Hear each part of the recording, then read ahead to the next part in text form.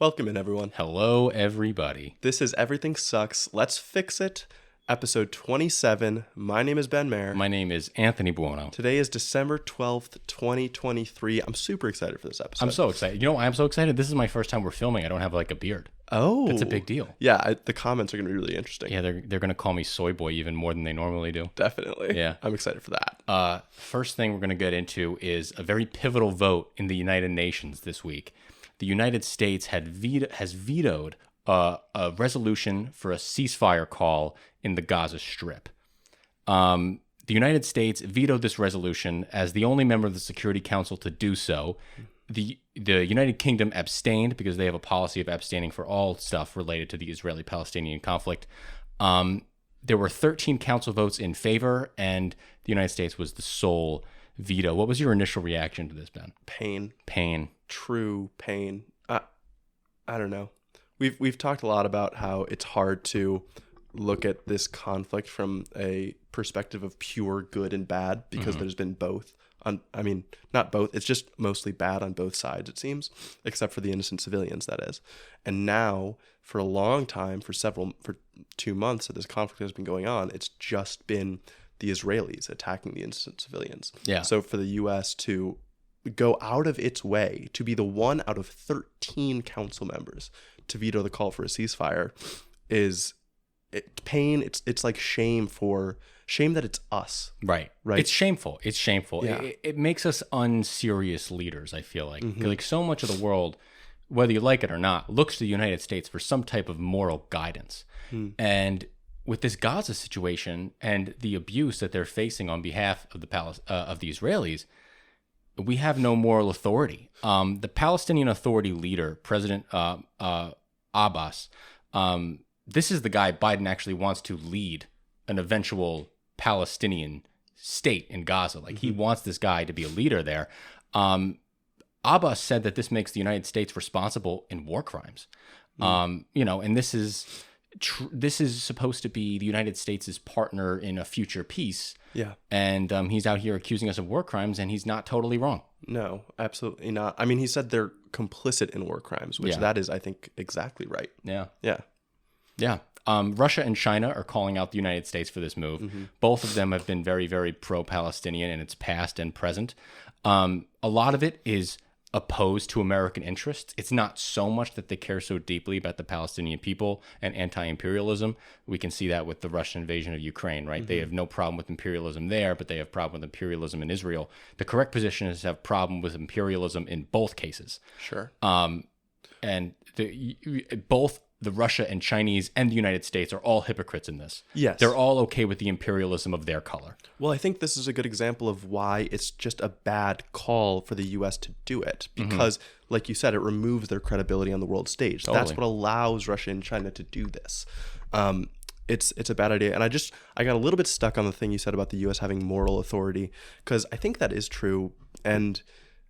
But to a greater extent, it's a tactical authority. It's like countries look to us and they see what they're allowed to do. True. And what really worries me is us giving this sign that this kind of behavior could be okay for one of our close allies. Right. That we could let them get away with something this bad. No, totally. And our world right now is entering into this jungle that we haven't seen in a long time. We're about to enter a period of human history where we're not going to have a single hegemon. Pax Americana is over. Right? The American empire no longer is the reigning superpower, ominous over all countries. We're seeing conflicts rise at the largest rate in a long time. I think it's 180 something border conflicts going on across the world right now. Really? Yeah, it's something like that. Holy and cow. This is some of the highest in like 20, 30 years. Yeah. I mean, and it's because of the United States receding off the world stage. Yeah, we're still the biggest dog in the yard, right? We're still Right. the biggest player on the stage, but we're less involved in everything else that's going on around us. Yeah. The American people don't want to be totally involved. And to be quite frank, we honestly don't have the resources to be totally involved everywhere that we once did. Yeah. I mean, at a certain point, America controlled, I think, 50% of the global GDP in the 1950s. Like, it's very easy to be the global superpower when you're 50% of the world's domestic product. Yeah. But that's simply not the case anymore. So Human Rights Watch, Amnesty International, Doctors Without Borders, all of these human rights organizations have condemned the veto by the United States, and all of this is going on while Israel is pressing their attack on Gaza, and the United States is again complicit. That's the best word for it. There has been an emergency sale of $106 million worth of tank ammunition, that is 14,000 rounds, from Washington heading to Israel. We are just arming the offensive here, with no end in sight. I will say, so after you say no end in sight, earlier today, I saw a New York Times update on this, that Biden came out and we kind of saw the first cracks. So I saw that. Yeah, so I'm hopeful that maybe there could be an end in sight. Maybe we could get towards conditioning some of this aid.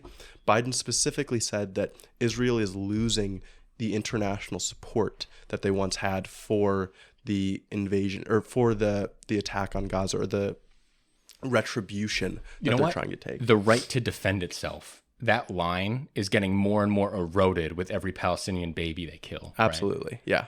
So the fact that Biden acknowledges that, and I think he also said that Netanyahu has to accept a future second state for the Palestinians. He said that. I think he also said that Netanyahu has to make changes to the governing coalition, which is the furthest right in Israel's history. Yes, and that is, we cannot have a lasting peace with the current coalition right now. There is just no path forward for that.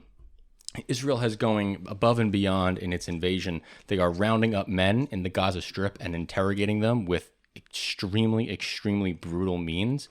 There have been some accounts. One man described how he was pulled out of a building in Gaza City. He was then ordered to the street, stripped down to his underwear, and Israeli forces beat him and zip-tied him and left him alone for several days, gave him very little water to drink in a cell. Another man had his hands swollen because of the lack of blood circulation due to the zip ties that were around his wrists, and said older men with diabetes or high blood pressure were ignored when they asked soldiers to remove the ties.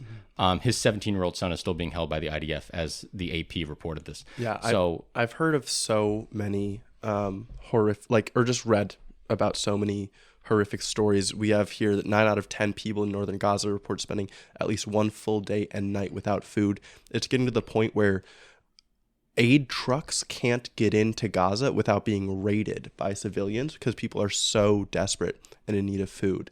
And it's just heartbreaking. Like it makes me so frustrated that we can't do anything. And it's like the peak of human suffering. Yeah. It's bad.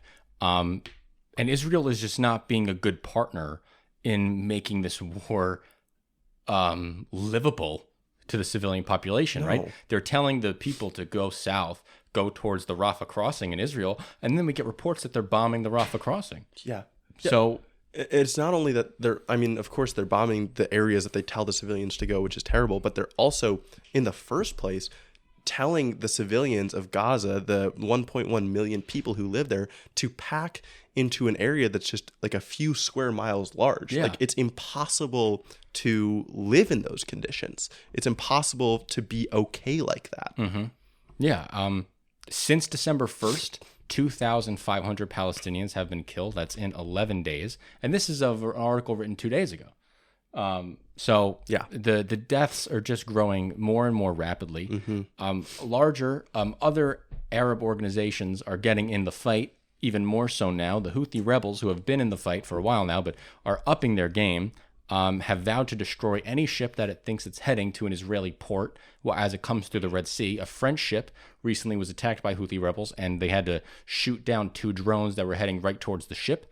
Hezbollah in Lebanon has claimed responsibility for 9 attacks this past Saturday, and Israel is now threatening to invade Lebanon as of this morning and yesterday. So the war could expand, but I don't see where it ends. I don't know. I don't think it ends until, Israel just is able to have total military occupation of Gaza, to be honest. Yeah, I think that'll probably be the case too. And it's an outcome that supposedly no one wants. I don't think Israel wants that. I don't think they want to spend their resources occupying Gaza. Yeah. I know the U.S. doesn't want it. At least that's what the Biden administration has said constantly. I think that's kind of a huge part of the problem. Nobody knows what this is supposed to look like afterwards. Netanyahu came out and said specifically, Gaza cannot be Hamas-stan or Fatah-stan. And Fatah is the party that leads the Palestinian Authority, which governs to some extent the West Bank. Right. It's who Biden has looked to and suggested as the future leaders of Gaza. So without them as leaders, like Netanyahu's not suggesting anyone else. That's not a serious suggestion, right? No. Fatah has done bad things in the past. They were big on hijacking planes back in the 80s and 90s.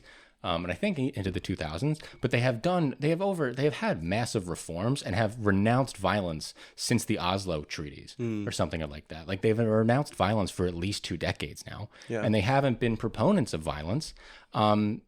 So it's just Netanyahu, I don't think, is a genuine partner for peace, especially as long as he has right-wing militants, basically, in his governing coalition, which do want a total annexation of the Gaza Strip. I would love to see that. Yeah, I think so. It's also hard because you're right about Netanyahu, but to also talk about the other side, there's no partner for peace on the Gaza side. No, there isn't. Right? There's no leader that they're really. I mean, we just talked about the person that Biden was thinking about as the new leader of Gaza, Abbas, he's distancing himself. Yeah, and listen, Hamas doesn't want peace. Hamas wants to eliminate Israel. Correct. Right? Hamas is ready to fight this until the end. Absolutely. They're ready to fight it to the end. They don't care about how many civilians are killed.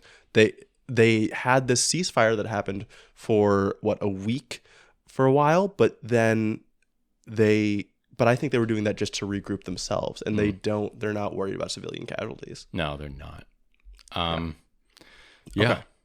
Let's move on to some business-related stuff. Yeah, some much less still important, but less sad. Yes, exactly. So I found this article because I'm a nerd. I thought it was interesting about how businesses are unprepared for climate risks. So this is coming right off the COP28, the climate change related conference that happened in, I think it was Dubai. And it was talking about how companies just aren't ready for the natural disasters, the more frequent and more severe ones that are going to be coming due to climate change. And specifically, it was looking at ports and shipping routes and how they're going to be interrupted by these storms.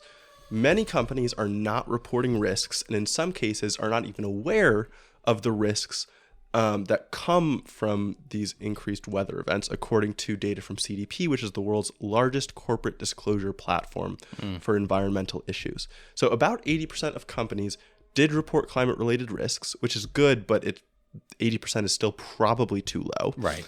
But only 53% reported physical risks that could damage their operations, and only 40% disclosed the financial impacts that those risks might have.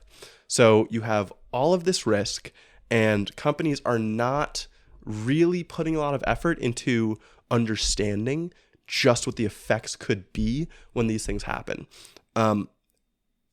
That means that when operations are interrupted, they're going to be much less ready. Economies are going to lose much more production and more money, and that's bad for people. You know what? And this is also a really good example of privatize the profits, publicize the risk. When these companies are not, preparing for these risks that are going on in our world, we have no choice as the public and the government but to bail them out because we still rely on their services. Yeah. We don't have a choice. We need Walmart to be able to get food into different areas. We don't have a choice. Exactly. If their ports get messed up, we need to fix them. We need to fix their operations. Yeah. It's going to come down on our heads if they don't get it together. So extreme weather already costs $7.5 billion per year from port infrastructure damage alone. That's only the port infrastructure? Yeah.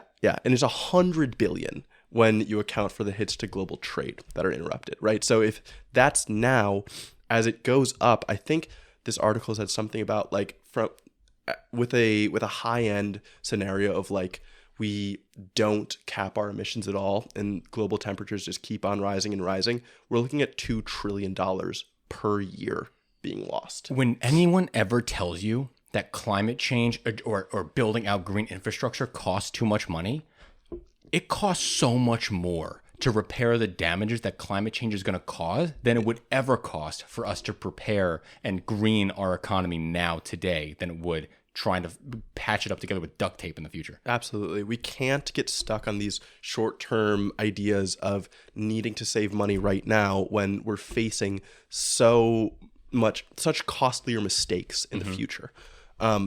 So the reason that this article came out now is one, it was referencing a typhoon that hit China in July, which has cost them already hundreds of billions to repair flood damages, repair all of their port infrastructure. And since then, the IMF and Oxford together have released a website called Port Watch, which is, again, a super nerdy thing to try to visit, but it tracks ports hit by storms and their activity as far as like the different kinds of ships that come in during those storms, which I do think is a good first step as far as getting these companies more prepared, because that information is now at their fingertips to see exactly what kind of impact is going to be had and see how it's rising as these storms get more intense and more frequent. Totally. The lack of preparation means that these companies are over-reliant on insurance, right? They're not worried because they have their ships insured and they can get payouts if their goods are lost due to storms or if they face delays. The problem is that insurance is renewed on an annual basis, right? Every single year you have to go back to it. But then when you're looking at projects, specifically big infrastructure projects that require a lot of raw materials and a lot of shipping, you're looking at financing that has timelines of 10, 20, 30 years. And then when you have to refinance, you're at risk. And as these conditions get worse and worse, your insurance costs are going to go further and further up, or no one's going to want to insure them at all. Right. So I definitely view this. This is similar to what we were talking about going on in Florida, right? Florida has a massive problem with home insurance because a lot of people live near the water in Florida, especially in West Palm Beach. A lot of insurers have said, screw it, I'm not going to insure you anymore because it's too expensive for me. Yeah. That could happen in the coming years with the effects of climate change, where insurance becomes an unsustainable business or premiums go up so high that no one could even afford it anyway if they wanted it. Yeah, exactly. And I think it's a bigger loss that companies will take on even than people in Florida say, because people in Florida, it's no small task to move, but you can do it. And if a company wants to move, you're talking about a workforce that you might have invested of hundreds or thousands of people in a certain place. You've built a factory there, right? You've invested in this particular shipping route or something. That's even more capital that you've put in that place that you're going to have to kind of write off as you move somewhere more safe. Yes. Yeah. Okay. Now we're going to move on to the EU regulating AI. So big news last week was that the EU passed the first ever comprehensive legal framework on artificial intelligence.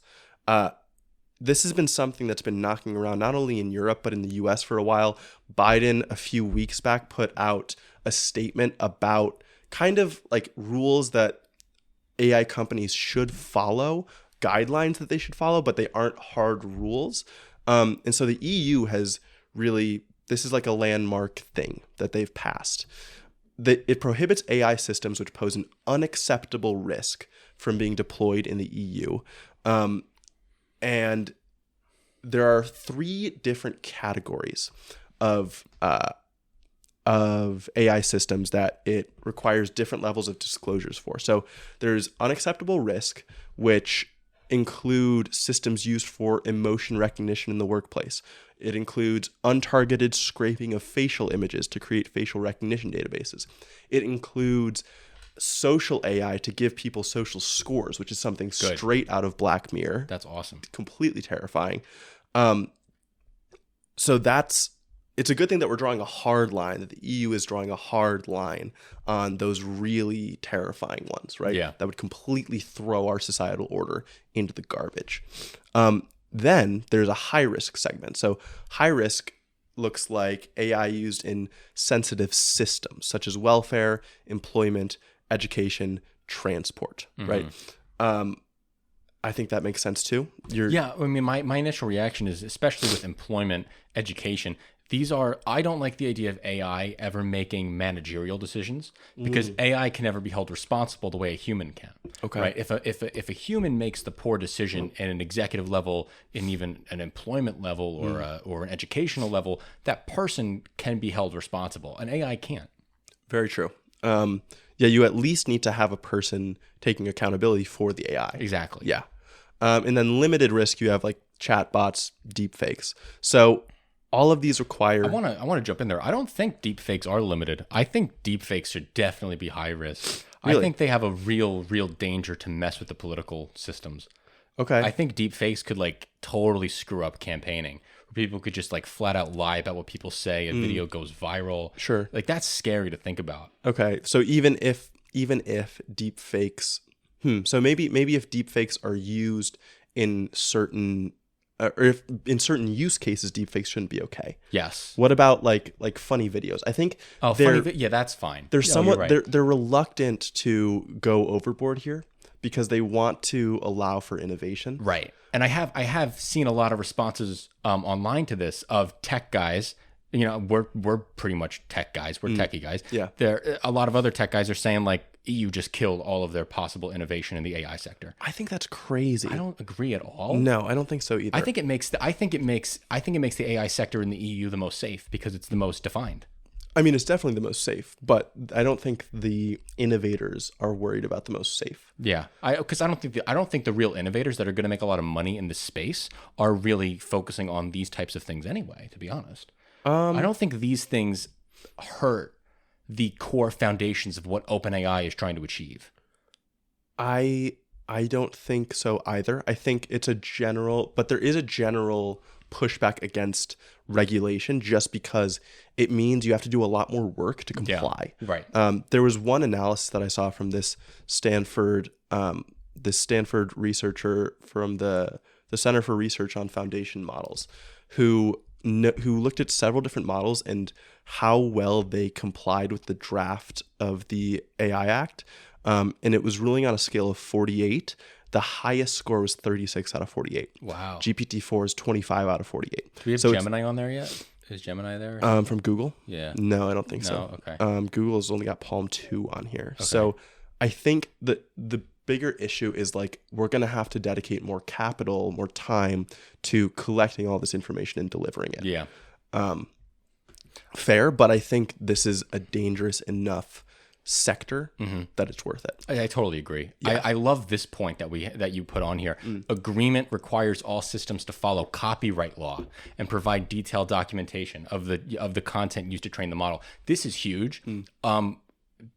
Creatives, their work doesn't get recognized enough. It's very easy to go on Google Images or just, scroll through the internet and see all these nice drawings and be like, oh, cool. But someone spent a lot of time making that stuff. Yeah. And so when you go on ChatGPT-4 and you're like, make me a guy who's really Italian, and then it creates that. Well, that it's using a bunch of images that people actually spent a lot of time creating and making. Yeah. And then all of their work gets erased in replace of this AI generated image. Or when you're like trying to research a very complicated topic and you ask ChatGPT the questions and it gives you this really, really amazing summary. Well, it's only able to give you that amazing summary because somebody else did very, very amazing research that ChatGPT has learned. Yeah. And if it can't source it, you're just stealing that other person's content. Yeah, I think so too. And of course, ChatGPT doesn't actually work exactly like that, where it reads one person's article and then it just gives you that based on your prompt.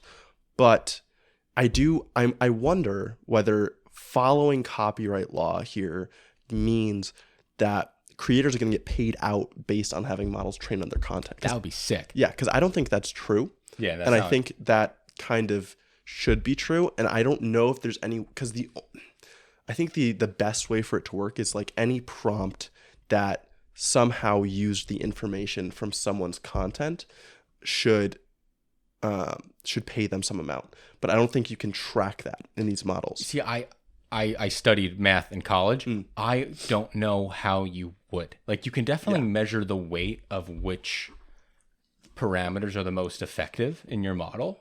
But I don't know if ChatGPT-4 works as each separate source is its own parameter. I don't know if that's the case. Yeah, exactly. So I don't know how that would function. But I do think it's important that at least they're able to cite the sources, right? Sure. At least if they can cite this, like if you ask ChatGPT-4 to cite its sources, it can't. Can it? No, it can't. Like, you know it can't. ChatGPT 3.5 can't. I can't speak on 4. Okay. I know 3.5. You ask it to cite your source, and it says it can't. I doubt 4 can either, because that's not what it's That's not what it's designed to do. That's not how it. Again, that's not how it works. Like, it doesn't work like, let me grab information from here. It's working like, what's the most likely word after this one? Yes. It's actually very, very crude when you think about it. Like, it's a very, very crude model.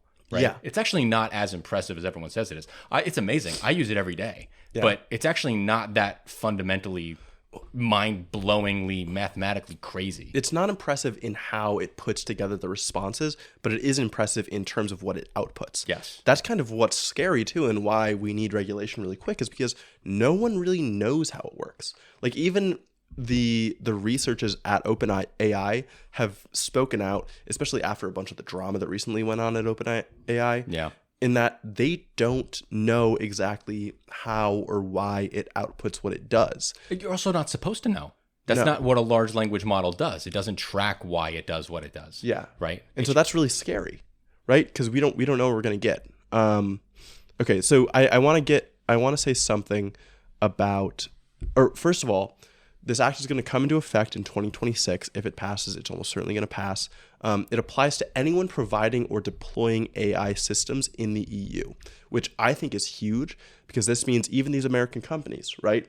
OpenAI, Google, anyone else who wants to operate the models in any country in the EU has to comply, or they have to put out this kind of information. And if the EU gets it, they can make it public and everyone can see it. Right. And you know what? EU is leading the way again on good regulation that helps people. The other great example is USB-C, right? Regulating that all phones have to have some universal charger, use the USB-C. That's why Apple switched the USB-C. And now we as Americans get to bask in that glory. Yeah, it's fantastic. And it's definitely going to lead to similar standards in the US, because all of these AI companies are going to push so hard to have similar regulations, because it's so much more difficult to comply with two different sets of those regulations. I was kind of worried about the penalty, because it's 35 million euros, or 7% of the previous year's revenue, which obviously 7% of the previous year's revenue is pretty hefty. But I'm worried about, like, in early days of these models, if they decide that's low enough to try to get away with it. Right, true. And if the law isn't well defined enough to think that it'll be enforced in certain ways. Yeah, like a startup who's really operating like very, very small scale. Yeah. Could totally, be like, we'll eat the 7% revenue right now to try to capture this market share for a bit. Exactly. Right. Exactly. Yeah, but I thought that was super interesting as AI is becoming more and more of a thing. Yeah. All right, let's switch to some U.S. politics. Yeah. I want to talk about this story that's going on in Texas right now, because this is kind of emblematic of what the future of the right's government majority will lead to, right? All these states that we see with a unified Republican government, with the Republican governor, Republican legislatures, they're passing abortion bans everywhere. Texas is one of the best examples. They've passed a 6-week abortion ban, also known as heartbeat bill and stuff like that. You might have heard it on TV. And there's a really, really important story coming out of Texas right now with a woman named Kate Cox. She is 20 weeks pregnant. And at 20 weeks, her unborn baby was diagnosed with a fetal genetic condition, which her and her doctor says have led to complications in her pregnancy and is putting her at a health risk. Now, because of the 6-week abortion ban, Texas has very, very, very rigid exceptions onto when you can actually get an abortion. You need to basically have that it's a lethal threat to the life of the mother. Now, the doctor and her are claiming, and her lawyer are all claiming, that this is putting her pregnancy at risk, which is a health risk. Pregnancy has, a mortality rate that is somewhat, can be higher, especially if you have problems with your pregnancy. So she's saying this is a lethal health risk. Travis County District Judge was the first to take it up. Her name was Judge Maya Guerra Gamble, and she ruled in favor of Kate Cox. She said that it would be a miscarriage of justice to force Cox to continue her pregnancy. And she ruled that the abortion could take place. But right away, Attorney General Ken Paxton, one of the hard right members of the Republican Party nationally, he was almost impeached by the Texas government for a multitude of corruption scandals. He has gone on live TV and said that if it wasn't for him and the way that he conducted the election, the Democrats would have won Texas in 2020, suggesting that his rules on how ballots were and the number of ballot boxes in Democrat counties, which he was able to control, was the reason that Trump won the state of Texas, which is already an insane thing to say on national TV. Yeah. Well, Ken Paxton sees this decision by the Travis County District Judge, and he disagrees, and he brings the case in front of the Supreme Court of Texas. Now, the Supreme Court of Texas has halted Cox's ability of getting the procedure while they argue it out in court. So a woman's right to health care is put on hold for a bunch of men to sit in a room with their robes on and discuss the intricacies of her body. Now, Ken Paxton, the fighter that he is, has sent letters to 3 hospitals in Kate Cox's neighborhood and has threatened the doctors and the hospitals with jail time and fines if they perform the abortion for Kate.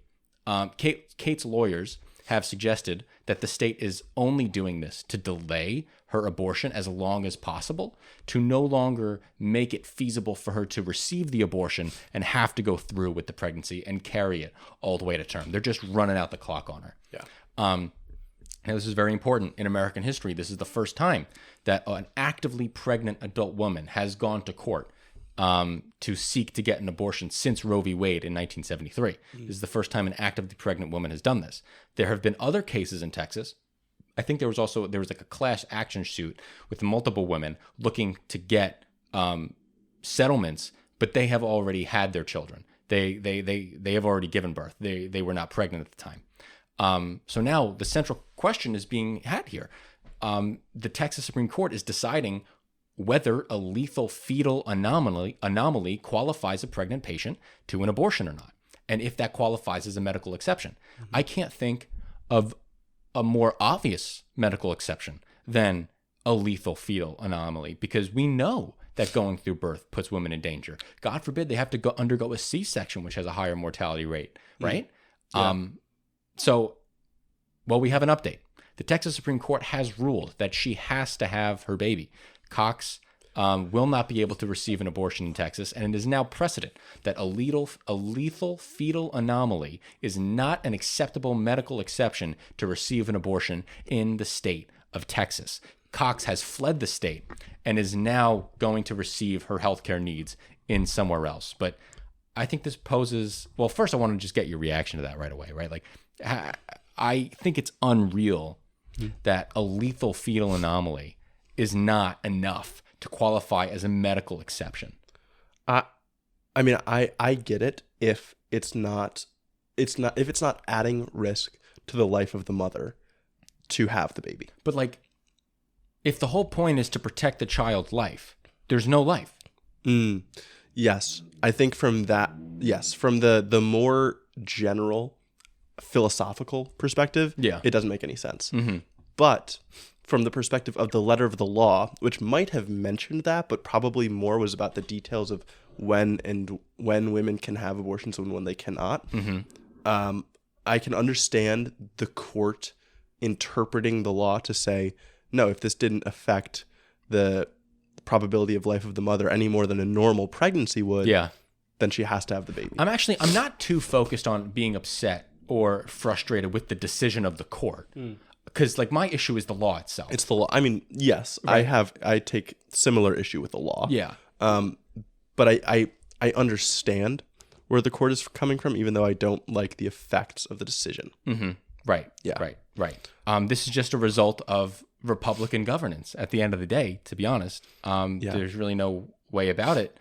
This is a similar piece of legislation that DeSantis passed in Florida that is still, I believe, being argued out in the Florida Supreme Court. It's not fully implemented yet, but it will be implemented eventually. Iowa has done a 6-week abortion ban. These are things that a lot of the country and a lot of women in this country are going to have to reckon with. Yeah. And these states are going to feel a lot of consequences from this. There are a lot of doctors that have said that they will not go to a state with poor reproductive health care. They're not going to do it. Yeah, and they're explicitly leaving the ones that are signing these abortion laws or these abortion bills into law. So Alabama, a place with already crazy medical staff deficit, Yeah. passing these massive abortion bans is only encouraging more doctors to leave. Yeah, exactly. And you know what? You can pay them as much as you want because doctors make a lot of money in Alabama, especially for the cost of living. But if you're not going to have the same philosophy of what it means to care for somebody and be a doctor and agree with them on healthcare philosophy, they're not going to want to live there. They're not going to do it. They're not going to participate in your system. No, absolutely not. I want to read a little bit of the analysis of the opinion from the court.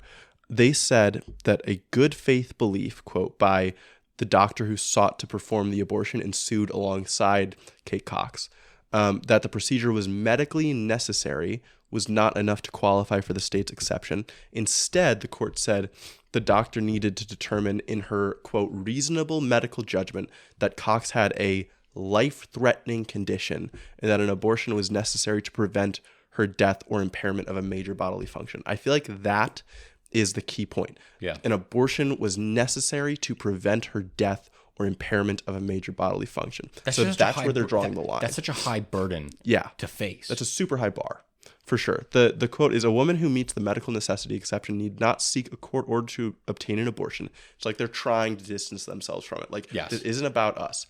The law leaves to physicians, not judges, both the discretion and the responsibility to exercise their reasonable medical judgment, given the unique facts and circumstances of each patient. And yet, if the doctor was in court suing alongside Cox, isn't it clear that her judgment wasn't enough? Like, she needed more direction from the legal system to know whether it was okay to do so? Right, because, the doctor doesn't. This is what's causing so much trouble. When you have all these exceptions, the doctors have such a massive risk that they're taking on. Yeah. If they want to perform this procedure, right? They have to take in so much risk. They could lose their license, their livelihood, go to jail. Yeah.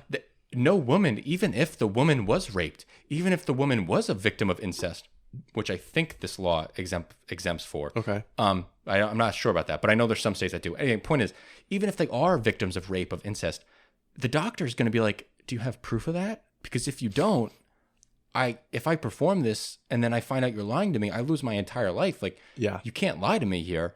Yeah. And so the exceptions just scare doctors away from performing the procedures, even if they find it reasonably necessary. Totally. And what they're saying there with their definition of reasonably necessary, it's not that if the doctor finds it reasonably necessary, it's if the doctor finds that she's going to literally die if she's going to get it, which is just ridiculous of a bar to pass. Yeah. And it's like, and again, pregnancy always has risk, right? There is some risk that she will die. So then as a doctor, you have to start guessing, okay, what's the percentage? Is it like 10% chance she's going to die? Then I can do the abortion. Is it 25%? Is it 50%? Right. Like, that's why this statement that it's not up to the court, it's up to the doctor's judgment to figure out whether they can do the abortion.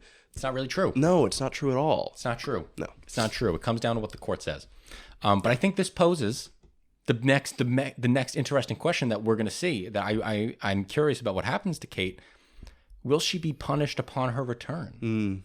I think that will set up the next large challenge to abortion. Yeah. Will she be punished if she comes back to Texas? Will Ken Paxton go after her and, go after her for murder? Man, I would hope if he does that people are incentivized to vote blue.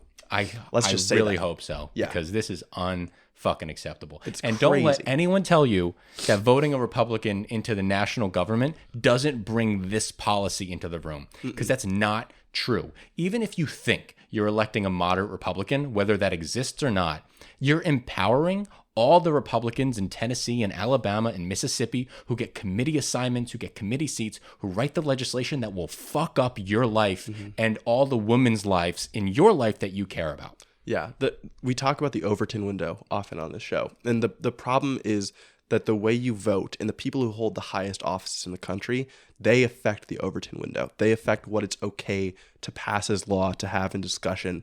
And so we need to work to move it away from these strict abortion bans after 6 weeks as being part of the Overton window. That needs to be something we make not okay. And hopefully we can use stories like this to show that. Yeah. Exactly. Okay. All love to Kate Cox. Hope she's all right. Yeah. Crazy. I kind of hope she doesn't return to Texas. I really she doesn't hope have to risk that. I really hope she doesn't return to Texas. If she were to come to Brookline, Massachusetts, she could live here and we would never hand her over to Texas authorities because we don't cooperate with any governments looking to punish people for abortion or gender affirming care. Yep. Absolutely. Next story I want to talk about. Yeah. High-speed rail and railroad construction in the United States. This got me so excited. I feel like a lot of our generation loves high-speed rail and loves like trains. I don't really know why. Maybe Thomas was a big part of it. Thomas the Tank Engine was a big part of my childhood. Dude, you know how many Thomas the Tank Engine toys I have in my basement? Yeah, I had a whole train table when I was a kid. Dude, I did too. Yeah.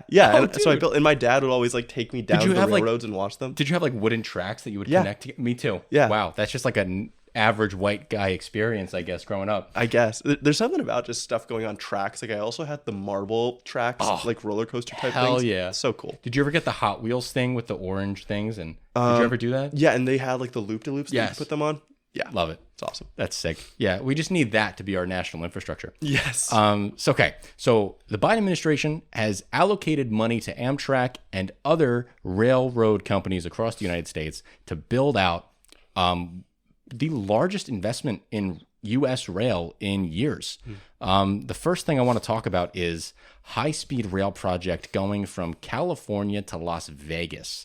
This is a huge, huge deal. There is $3.1 billion that is going. There is $3 billion for a project that is going from Las Vegas into Southern California. This is a 218-mile intercity passenger system. And again, I want to emphasize this is a high-speed rail. Brightline, which is the country's only private intercity passenger railroad, is already operating high-speed rail services between Miami and Orlando. And they are now going to have this operation going in from Las Vegas to Southern California. The company expects it to open before the 2028 Olympics in Los Angeles, which would be just an awesome way to bring in the Olympics. Yeah, right? That would be incredible. Yeah, it's awesome. Secretary Pete Buttigieg had the transportation secretary had a lot to say about this. He said, "We are not there today for the simple reason that you get what you pay for.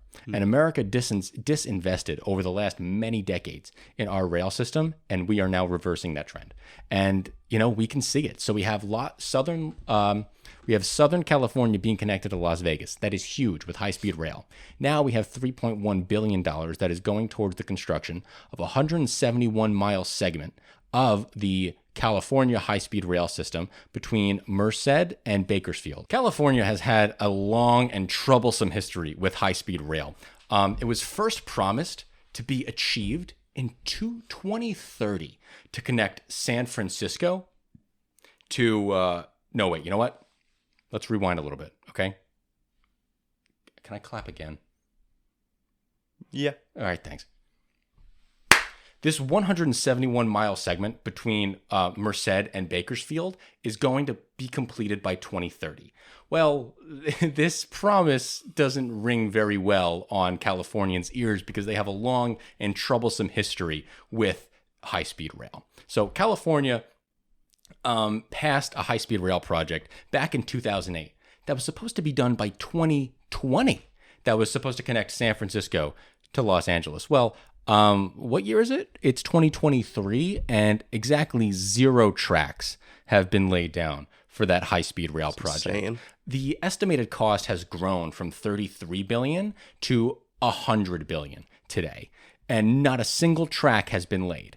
There are a bunch of reasons for this, but the main one that I was able to find with different executive directors of the project and what they cited were the main issues was the political battles of where this train was going to connect from changed everything. So originally it was like, okay, we're going to connect San Francisco to Los Angeles. But then all the other representatives in the California government wanted it to get closer and closer to their districts, naturally, because this is going to be such a booming economic incentive, right? Well, it had to take that means that now it has to take a detour through the Mojave Desert, which is a part of a string of decisions that have impeded the state's ability to deliver on the promise of doing this and transporting these people in an era of climate change. Because the main idea was we need to stop having flights from San Francisco to LA. That just can't be happening. We need to have an alternative because that's just a waste. Totally. You know? Yeah. So people are saying very, very mean things. The one of the directors of the project said that the politicians have totally betrayed the public, which is just intense. Yeah. So they routed the train across a geologically complex mountain pass in the Bay Area, which they didn't necessarily have to do, but they had to do it if they wanted to connect these different areas that were not a part of the original plan proposed on the 2008 ballot. They dictated that construction would begin in the center of the state, in the agricultural heartlands, not at either of the urban ends where tens of million people are expected to are currently living. So now they're starting the building on the eastern side of California, which is where Merced and Bakersfield is. So that's the main line where Merced and Bakersfield is that innermost portion of the California rail system that they want to be completed by 2030.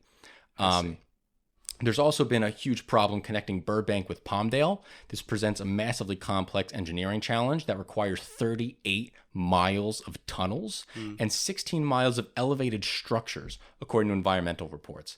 And all this was avoidable if, you just traveled along the coast to get from San Francisco to LA. But instead they brought it around the other end. It seems like a sad but great example of government getting in the way of progress. Oh, it is. Right? I mean, this is a perfect example. And I'm sure part of why it was delayed so much and no track was ever laid is also because of the permitting that got in the way, and that all needed to be done in all of these localities to be able to lay any track. Yes. Now I'll say this: the from Merced to Bakersfield, this is where the tracks are at least under construction. Okay, and the Merced to Madra and King to Tulare to Bakersfield, these are places that are under pre-construction, but there are that whole line, that Central Valley thing, is in the works.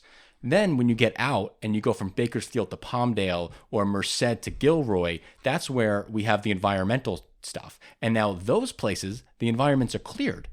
But we still have areas from Palmdale to Burbank and Anaheim to Los Angeles where environmental review is still underway, and the environmental review is expected to take another 2 years, up till 2025. There are installation of track systems going on right now in San Francisco and San Jose, which is really, really awesome to see. But again, it's not up and running or anything. So this is where we're at. It's been a long and troublesome ride, but I'm hopeful once Merced and Bakersfield is connected by 2030, we can start seeing the benefits of it, and then politicians and business leaders could take it a little more seriously, and environmental regulators can really get off their butts. But this is a problem with government right here. This is a bad government program. This is bad. This has been a huge failure. It kind of makes the California government a laughingstock.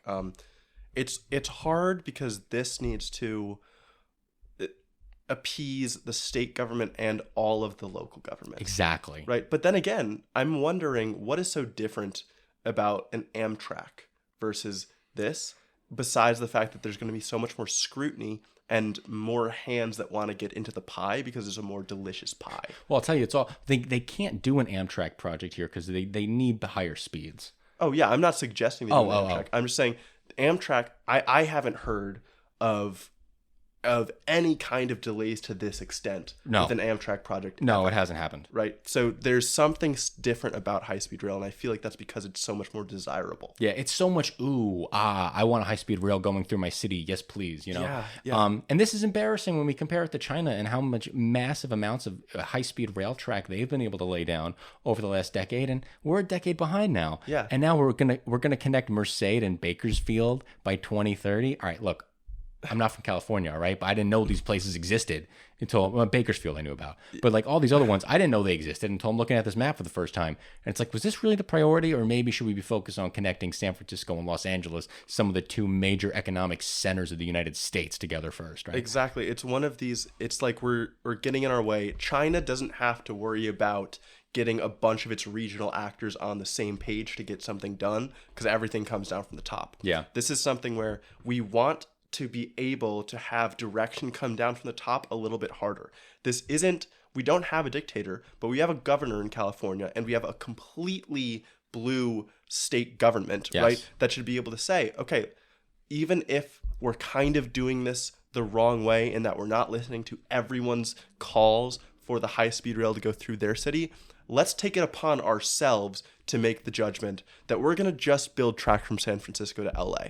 And then if we want to go from there, we'll go from there. Yes. Prove that it works. Like, that's the big thing. Prove that it works. Because right now, you look like a bunch of laughingstocks. Yeah. Right now, it's like, should we even invest in high-speed rail? Right now, it just looks like a money sink. Exactly. But if you could just have a proving operating model, maybe it would have been great. Yeah. Maybe if you started small, San Francisco to San Jose, just prove that would have worked. Exactly. Right? Even LA to Anaheim. Like, that's Right. one of the things I was thinking. Maybe if you just started small and you thought, let's go one of the tracks that would be near the end, right? We can start from the LA to Anaheim, and then we can think, okay, where do we want the next LA link to go to? And then we can build there. Yeah. But it's this, I don't know, and I think this is often a progressive problem. Like, is. They seek the perfect and they sacrifice the good because I'll tell you this. You know the phrase ready, aim, fire or whatever? Okay. Progressives get messed up. They go ready, aim, No, and then they never fire. Yeah, they go ready, ready. Yeah. They'll never do anything because they want it to just be perfect. Yes. And then you get nothing done. Totally. So that's what's the case here. But we have more good news, guys. Amtrak is expanding, and it's a huge improvement. Federal Railroad Administration has chosen Scranton to the United States Amtrak route to move forward. This is a huge deal. So this is Senator Baum Casey. He says, I am thrilled to make this long-awaited announcement. This is a significant milestone and represents years of dedicated efforts to restore passenger rail service, which will contribute to our region's economic growth and vitality. I can't think of anything more Joe Biden than connecting Scranton, Pennsylvania to New York City. Yeah. Right? That's perfect. Doesn't that play perfect into his brand? Yes. This is a really big deal. Senator Bob Casey, I want to look at this from the political angle for a second. Senator Bob Casey, he's up for re-election this year in Pennsylvania. So he's running a re-election campaign. Really great for him to go out and say that I got you this rail system to New York City. Matthew Cartwright, he's another Pennsylvania representative in the House. He is also running for re-election in a very, very borderline Trump district, if not Trump district. And he's a Democrat. And he's running for re-election, so that's a very good thing that he's able to announce. These two cities, Scranton and New York City, have not been connected by passenger rail since 1970. This rail system will go through Scranton, Mount Pocono, and East Stroudsburg. Now, this is what I love, because this is step one of rebuilding Middle America. Connecting Middle America to the metro centers is how you do this. Now, we just said, in California, maybe don't focus on connecting San Francisco over to Fresno, right? Yeah. But the issue here is Amtrak is tried and true and tested and proven, right? This high-speed rail thing, it still needs to be shown operable. Okay. And it needs to have good examples. I'm still skeptical pending the cost. Yeah. Right? Because does Scranton, Mount Pocono, and East Stroudsburg really need to be able to get into New York City that easily? That's a good question. Do they really have that many people who wouldn't rather just drive? Right. Is there an economic benefit to this? Exactly. Like you have to always think cost benefit, and this is going to be a government investment. Yeah. Yeah, and that's a good way to think about it. I definitely don't know the effects. I'm curious now. I want wonder to see if I can find the funding. Yeah. How much it cost? Yeah. Yeah, find that out. I don't know how much. Only $500,000. That's it?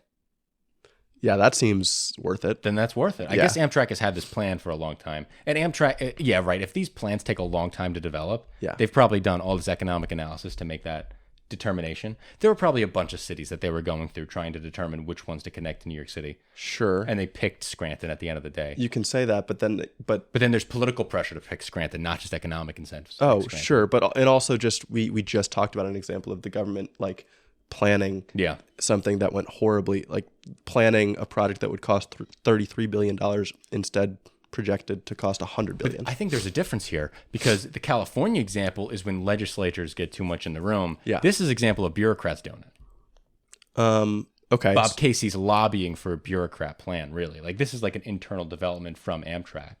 Okay. But I know what you mean, right? This is still government picking winners and losers. Is Scranton the right route? I don't know. But it's great. I just love seeing more places connected to the metro area by trains. I think, in the long run, it's, I think, more cost benefit than flying. So, and definitely better for the environment than car rides. So that's positive.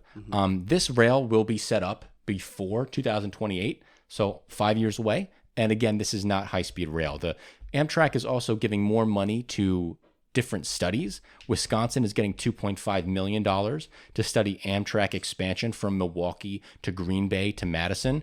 Ben, I want you to scroll up to the top here and check out the proposed map and look how much shit is getting added in Wisconsin. All those dotted lines. Yeah, that's really spidery. Yeah, right? It's everywhere. So that's awesome to see. On Wednesday, Representative Steve Cohen of Tennessee has announced that there's $500,000 in federal funding to secure an analysis of the project scope connecting Memphis, Nashville, Chattanooga, and Atlanta. So, wait, did you just say Chattanooga? What is it? Chattanooga. Damn it. That's funny. That's good. Have you ever said Chattanooga in your life? No, because... But my dad, I think, used to have to travel to Chattanooga. Oh, I just said Chattanooga again. I thought I was right. Did. Fuck. Oh my that's why I thought you were. Have you ever said it wrong in your life? No, I haven't actually. Have you said it correctly once in your life? I've only ever said it correctly. No, but I mean, like, have you? Fuck. You know what I mean, though. Like, have I said the word? Have you said the word? Yes. Okay. Well, I haven't. Well, now you know. It's Chattanooga. Now that's what the CH sound does in English. Yeah. Shut up. I can think of one. I can think of multiple. I said one. I can think of multiple examples of CH not sounding like that. Yeah, me too. Can you? I can't think of any. Choir. No, that's not what I mean. I mean like, oh, no, that's exactly what I mean. Thanks. There we go. Anyway. I was curious because with this Wisconsin, I wanted to check the population growth to see. Well, one, I don't know how much movement happens between these cities anyways, but I think these rail investments are going to be most effective in places where population is growing. And we've talked a lot about how the Rust Belt or the Sun Belt has seen growing population for a long time. We're talking about Texas cities like Dallas, Fort Worth, Houston, and then Phoenix and Arizona, Albuquerque and New Mexico. But I would expect Wisconsin might kind of fall into a similar category as far as like you have cities that aren't huge cities, but also like you kind of get the city aspect of living. Sure. So I wonder, it says Wisconsin's population is supposed to grow by 14% between 2010 and 2040, which isn't huge. But it's something, and also I'm just pulling this out of my ass as far as how good of a, how important it is to building I think it's an interesting question. Do you think these railroads will increase population, like make the place more desirable to live and encourage people to move there, make it easier to travel for work, encourage economic investment? Do you think I think it could revitalize a lot of these communities having them connected, right? I think it might. It's hard for me to say because I've only thought about commuter rail as ever doing that. And I think Amtrak from, say, Scranton to New York City is almost equivalent to a commuter rail. But when I have thought of Amtrak generally, I'm talking about much longer trips. Right. I know people who commute with Amtrak from Boston to Providence. Okay. You can take the MBTA commuter rail, but that's an hour. Okay. If you take the Amtrak, it's 20 minutes. I don't think that's true. That's Boston not right. to Providence? No, it's not. It's like 35. You're right. Okay. It's like 35. Okay. But I mean, that's still much shorter. Yeah, it cuts down the time. Anyway, point is, a lot of rail being built up. It's very exciting to see. Yeah. I really like that the government is getting their hands involved in hard infrastructure like this. But people are trying to take credit for it. And people who don't deserve to take credit for it are taking credit for it. Okay. So 19 senators voted with the Democrats to pass the bipartisan infrastructure law in the Senate. But in the House, there were only 13 Republicans that voted to pass the bipartisan infrastructure bill. Who were those 13 Republicans? Don Bacon, someone who I can't pronounce their name, not going to try, they start with an M. Don Young, Adam Kinzinger, Fred Upton, Jeff Van Drew, Chris Smith, Andrew Garbarino, John Katko, Tom Reed, Anthony Gonzalez, Brian Fitzpatrick, David McKinley. Well, Don Young has passed away. Adam Kinzinger didn't run. Fred Upton got primaried out by a hard writer. John Katko did not run for a second term because he voted for Trump's second impeachment. Tom Reed faced sexual misconduct allegations and retired. Anthony Gonzalez of Ohio voted to impeach Trump, so he didn't run again. And David McKinley of West Virginia lost in a Republican primary. So out of the 13 Republicans in the House who voted for this, you have Brian Fitzpatrick, Andrew Garbarino, Chris Smith, Jeff Van Drew, something with an M, Bacon. So 7 out of the 13 that are still around. This bipartisan operating Republican is just gone. It's a dying breed. It got cut in half. I consider these are the people who you could actually reasonably work with. Sure. You were saying, though, that people are taking credit for it that don't deserve credit. Yes. What are those Mike things? Johnson. Mike Johnson has gone out and he has gone to ribbon cutting parties of infrastructure that's being built with bipartisan infrastructure money, but money that he didn't vote for. Okay. So Mike Johnson and a bunch of these other Republicans are taking credit for the achievements of Joe Biden and moderate and bipartisan Republicans in the Senate who worked with Democrats to get this done. And he didn't even vote for the funding. He's just there for the ribbon cutting ceremony. Okay. I agree. That's not good. It's terrible. I do hope that these signs that Biden has put up about how this project was funded by the bipartisan infrastructure bill, like from the Biden campaign or something. Yeah. Have you seen those around? I have. I hope those are up at these ribbon cutting ceremonies. Dude, I really hope so. I would love that in a photo op, Johnson doing it and that sign's in the background. Well, because Biden did a really, really good ceremony for one bridge that connects Kentucky to Ohio. And it's one bridge that was dilapidated for a long time, underfunded, falling apart, frankly. And Biden went there with Mitch McConnell and Senator Brown from Ohio. Senator Brown's a Democrat, Mitch McConnell, obviously Republican. And they were all shaking hands, very, very happy about this bridge being built. McConnell voted for the funding to fix the bridge. And so that's a great example of great bipartisan achievements that I hope that our country could go and celebrate. But when Mike Johnson's going to go there alone and celebrate this infrastructure improvement that he had nothing to do with and actively voted against, trying to stop it from happening, it's just rank hypocrisy. Yeah, it's wrong. So now I want to jump off that and talk about some House Republican drama. Nice. Kevin McCarthy is stepping down and he is retiring from the House. So this poses a lot of questions for the House Republican majority. This leaves the Republicans with only a 3-vote majority after the expulsion of George Santos. 3 votes, that's hard to whip. It's been hard for them to whip with 5 votes. Okay, I didn't know that McCarthy was stepping down right now. I thought he was waiting to the end of his term. No, he's going to retire. Damn. Yeah. Okay, did you read it all, like the story of behind the scenes with McCarthy? No. There was a lot of talk, or I think it was like Patrick McHenry. Oh, Patrick McHenry decided he's not going to run again, by the way. Yeah, but who gave interviews about what McCarthy was struggling with and how he was super frustrated that he had been ousted. He was still really resentful of the Republicans who led his ouster. Talked about how this is someone who has worked kind of tirelessly to achieve higher and higher political office, and kind of how you have to be that kind of person to get to the Speaker of the House. And so to be demoted and have so much less power and feel like you can never move up anywhere again, how difficult that is for him to deal with, how hard it is to make the decision between keeping the little power he still has as just a representative in Congress compared to trying his hand elsewhere in the private sector or with other organizations where he might have more influence. Exactly. I mean, this has been his whole life. Yeah. And it's just kind of ripped away from a very personal perspective, and it's very sad. Yeah. I mean, the dude spent his whole life trying to make friends with these people, and they all just said, fuck you. Yeah, it's sad, but it's like when you watch the show that Kevin McCarthy is the main character of, he's not like the main character that you just totally love. No, he's like the anti-hero. He's like the Saul Goodman. Yeah, exactly. Right? You don't like what he's doing, but you get attached to him because you like watching the ambitious climb for power. Yeah, or you feel bad for him. Yeah, right. Sure. You pity him. But now, so 3-vote majority. George Santos gone. McCarthy going to be gone. This makes funding the government all the more difficult because now they have to pass some funding bills, and with an even smaller majority than what they had, this doesn't make their math any easier. I don't think Ukraine funding is going to survive this. Zelensky went to the Capitol today, talked to a lot of Republican representatives, and I don't think it moved anybody on anything. I don't think they have any interest in giving Ukraine any more weapons to fight the wars with.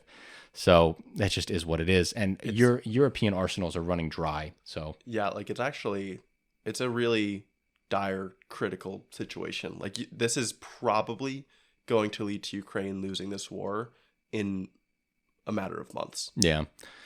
I mean, from what I understand, they had a good October and November with defense against what the Russians moved in. I think they had like 13,000 casualties, like 13,000 Russian casualties, which is like, good numbers. Saying the word good, referring to human death, is always sad and not great, but it's good from Ukraine's military objective perspective. Yeah. So I don't think the Ukraine funding is going to survive this slim majority. McCarthy, we've talked about, is the party's #1 fundraiser, and he has traveled to districts just across the country, building connections and these fundraising networks that have really gotten money to frontline Republicans when and where they needed it.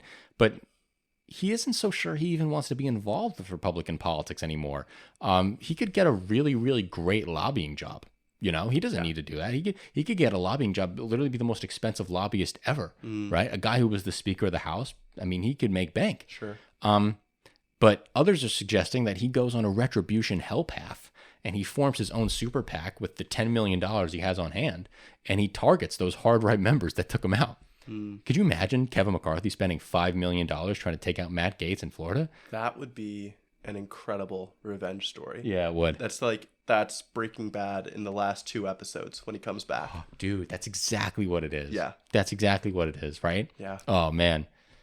Even to the point of like Matt Gaetz is equivalent to like the degenerate, low, like bottom Jack, of the barrel. Uncle Jack. Yes. Yeah, exactly. Like bottom of the barrel, like dirty drug dealer when Walter White used to be the kingpin, right? And then he's coming after that. But we said before, Patrick McHenry, he's former Speaker pro tempore. He was a hardcore McCarthy supporter and will no longer be seeking re-election. And so the McCarthyites are just leaving behind and just letting the hard right take the party. They're not really putting up much of a fight anymore because, well, they lost. McCarthy also said something interesting. He spoke at Oxford, and he said something positive about Democrats in a way that makes me feel like he's trying to really pivot away from Republican identity politics that I didn't expect from him. He says when you look at the Democrats in the House, right, he's saying when you stand up at the podium and you look at the Democrats, they look like America. When I look at my party, we look like the most restrictive country club in America. So McCarthy comes out and he says this very interesting comment, kind of bad-mouthing Democrats in a way that bad-mouthing Republicans in a way I didn't expect. I can think of one black member of Congress who's a Republican, Byron Donalds, but that's only one. I can't think of another one. I know there are more. Oh, James in Michigan. There's James. There's a guy named James. Okay. I'll try to figure it out. Yeah, thank you. Now switching away from McCarthy. Interesting news in the Republican primary. Vivek Ramaswamy is not going to be on the Texas ballot in the Republican primary, apparently. We had a preview of those who are going to be on the ballot. We have Ryan L. Binkley, who I don't know who. What just Tim Scott came to my mind. That's the obvious one. Yes. Sorry.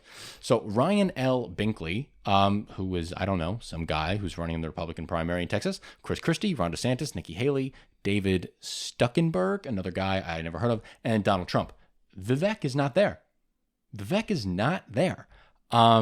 Which is crazy because this guy has been on Fox News so frequently. Mm-hmm. He's been raising money. He's been getting money from people, small dollar money from people.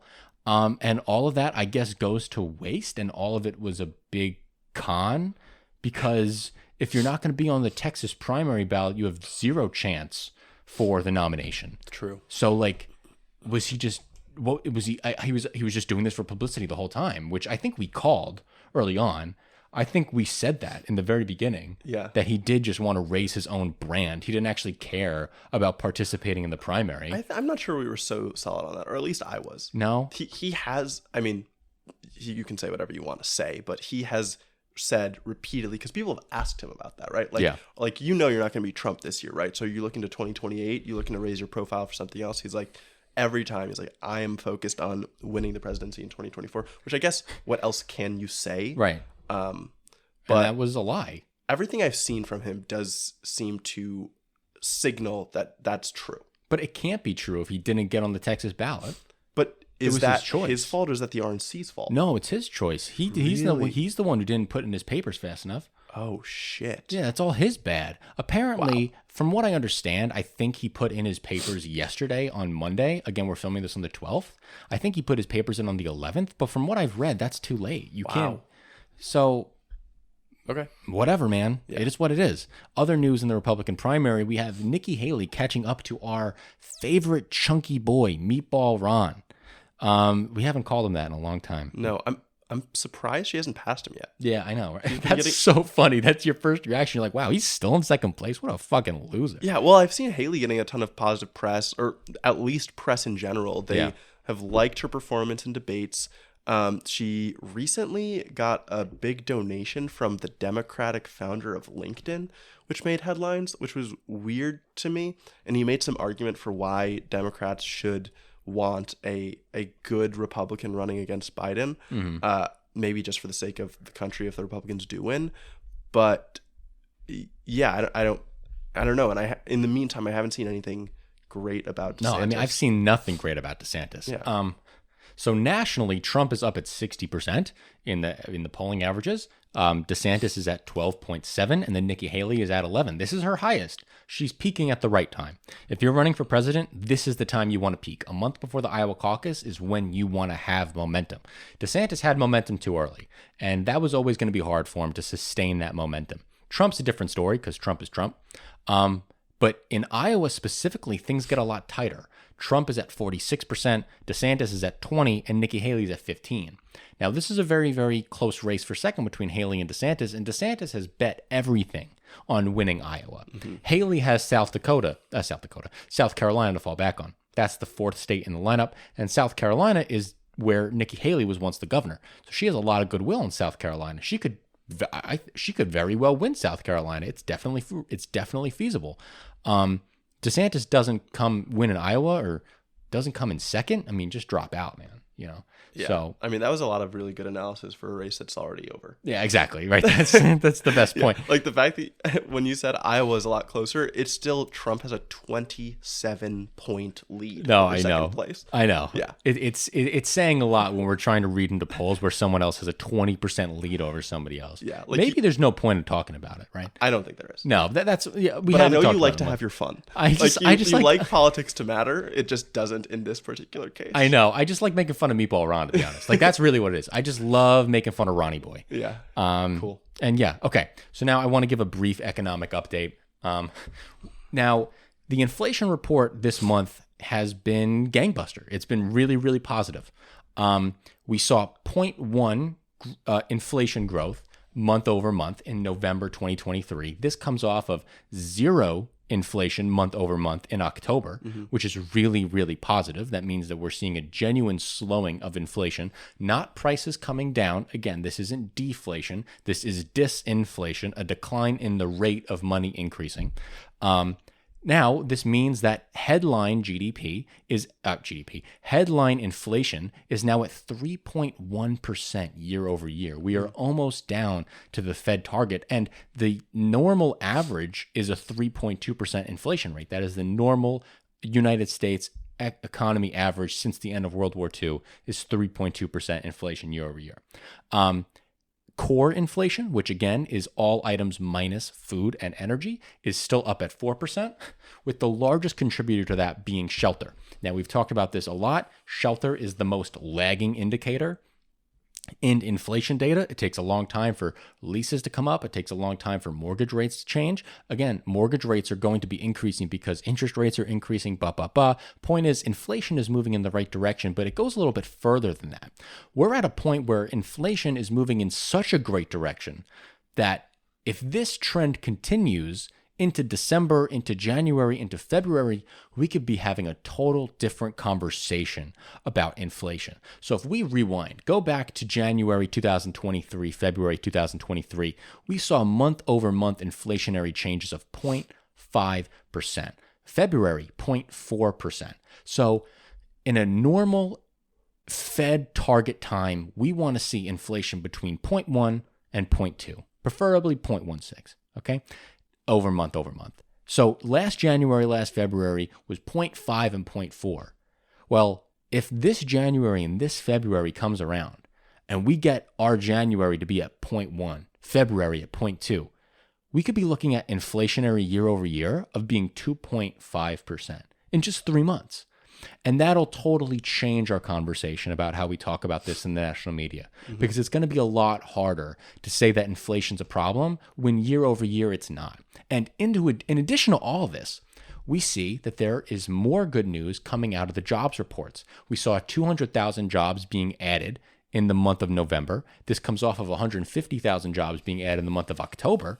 Most of this was driven, or at least a lot of this was driven, by auto workers coming back to work. I believe 28,000 auto workers going back to work after the strike. But wages are also increasing. The Bureau of Labor Statistics reported that the average hourly earnings for all non-farm employees have jumped 12 cents, which is 0.4% in November. So this means that hourly earnings are 4% over last year. Now, if hourly earnings are up 4% over last year, and we have inflation up inflation at 3.1% last year, we see wages outpacing inflation by 0.9%. This means that the workers, have more buying power than what they did a year ago. In addition to this, it's not just beating headline inflation, it's also beating core inflation. Yes, by 0.1%, but once housing goes down with lower interest rates, which will be coming if this inflation news stays good, and the catch up with rental prices, we could see real wages. We could see wages that outpaced, core inflation for the first time in 2 years. Yeah, which will be great. Continued signs that the U.S. economy is very strong, despite what people think. Exactly. And we're the strongest in the world, to be honest with you. I mean, I can't point to another country that's doing better than us. There really isn't. No. I mean, the only countries that could be growing as fast as us are poor countries. So they're still not doing better than us. Right, exactly. Yeah. So that's just good news on the economic front. Now, deep dive. No. Oh. One last story. One last story. So we had this article come out in Reuters a few days ago about Canada's surging cost of living fueling reverse immigration. So if you've ever watched the show, you've probably heard that we are huge immigration shills. Love immigration. Think it's a great idea. Think the restriction of immigration is simply damaging to the economy. There's no real reason for it. Bad for everybody. Yeah, besides xenophobia. So this was interesting because it's showing reasons that it kind of pushes back on our argument. And I think it's really important for us to consider. So basically, in Canada, unlike in the US, the government has really opened their arms to inflation. The Prime Minister, Justin Trudeau, has made it his main... Wait, hold on. You said opened your arms to inflation? You mean open your arms to immigration? I did mean immigration. I'm sorry about that. He has made it his main weapon to blunt Canada's big challenge of an aging and slowing population. So we've talked about this for every advanced country in the world. They're all facing demographic decline. In the US, we're lucky because we have because our problems are some of the least extreme, especially compared to those of, say, a Germany, right? Or a France or an Italy. So one of the reasons we've talked about immigration is for this reason, because you want it to blunt those effects. And Trudeau welcomed that opportunity. It's helped fuel economic growth, and it drove Canada's population up at the fastest clip in more than 60 years this year. But now some people are deciding to leave Canada. In the first 6 months of 2023, some 42,000 individuals departed, which adds to 93,000 people who left in 2022 and 86,000 who left in 2021. So people are leaving, and it seems that they might be leaving at a faster rate. They were curious about why this was. And one of the reasons is that people are getting to Canada and realizing that the living standards are not at the level that they expected them to be. So there are some quotes in here about, there's one woman, what's her name? Goodness gracious. Anyways, it doesn't matter her name. But she came to Canada in 2022 as a refugee from Hong Kong. She now pays $474 in monthly rent for a single room basement apartment in Eastern Toronto. And that's about 30% of her monthly take-home salary. Whoa. She said, I never realized that living in a Western country, you can only afford renting a room in the basement, she said. She says she uses almost every single penny of her income, whereas in Hong Kong, she was able to save about a third of her monthly salary. That's crazy because Hong Kong has crazy high home prices too. I mean, their rental prices in Hong Kong are pretty insane. Yeah. So, I mean, we're about to have a deep dive on housing. We're going to get into all that. But the housing situation is driving people away. The emigration rate is up after a 4-year decline down through 2020. And basically, there's a phenomenon happening where the influx of all of these people rapidly into Canada is exacerbating their housing shortage. We have talked about housing shortages before. We're going to talk about it again in our deep dive this week. And it means that housing prices are only going up, and building cannot increase fast enough to accommodate for all these people. Yeah, I mean, Canada suffers from two problems that the United States suffers from. It does not have a federal housing policy. It doesn't have a plan to build more housing. It's leaving up to the market, but then it constrains the market with poor zoning. Yeah. So it's in this awful area where other European countries, as we'll talk about, have a different approach to this, but Canada is stuck in this bad scenario where they're accepting a lot of immigrants, which we want to see, which will, I believe, cause the demand kick in to build more housing. Okay. But you just need the space to do it, which is why you need big zoning reform. True. Now, the Liberals and the New Democratic Party, the NDP in Canada, that's like the left liberal bloc, they're going to have trouble running against the Conservatives in this next election because the Conservatives are running on national zoning reform. The Conservatives are running on getting rid of single-family zoning in a lot of areas, building more apartment units near train stations. That was the Conservatives' first advertisement. Yeah. And that's a great message. You know, it appeals to me, and I'm not a conservative by any stretch of the imagination. So you have some problems to work out, NDP and Liberals over there, because if you want, you cannot be on the wrong side of this housing policy thing. Yeah. Well, I'm curious, do you think there should be any additional red tape for immigrants coming in as far as securing housing before they arrive? You know, I just don't think that'll work. I don't think that there's going to be a move to build. I don't think, because you need private companies to build the housing, right?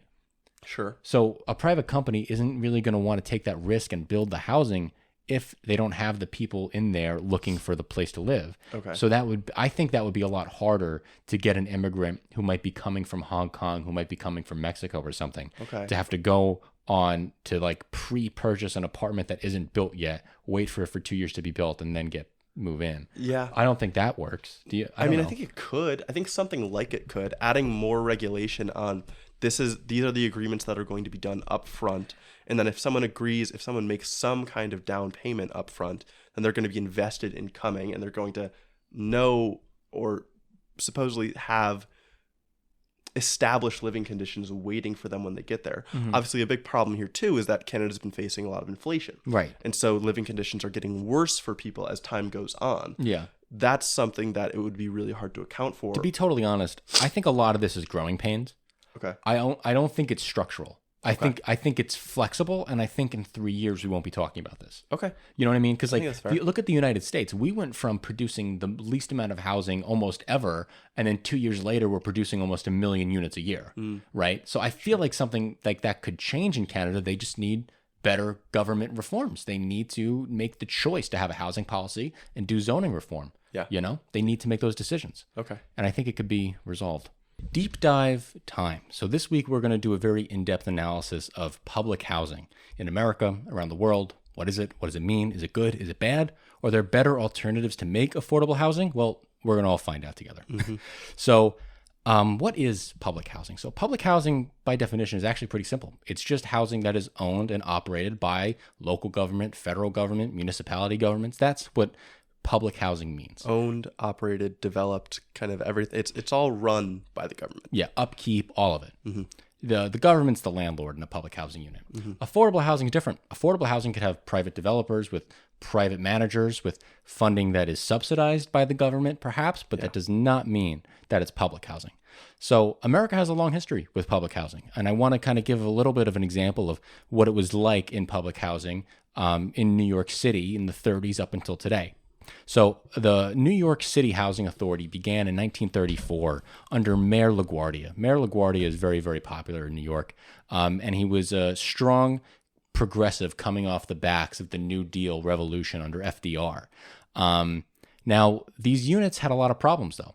They pre-selected people based off of their history and made sure not to allow anyone into these public units that were ever reliant on social services.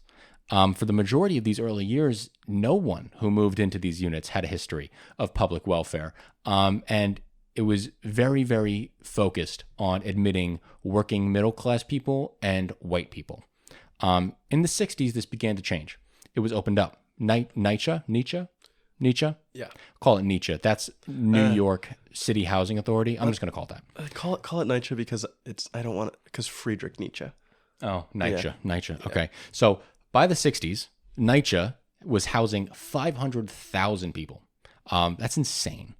And again, majority white, majority no welfare recipients. But 1968, like in a lot of things in America, things change. The federal government, with push from social justice movements, forced New York City government to loosen their standards and let in more people who were struggling. And so, in many ways, these public housing units became safe harbors against crime in the community.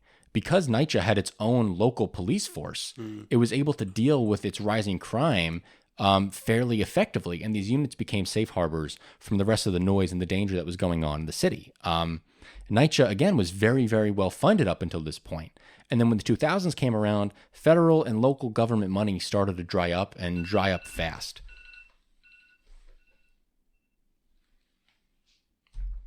Apologies. Tough.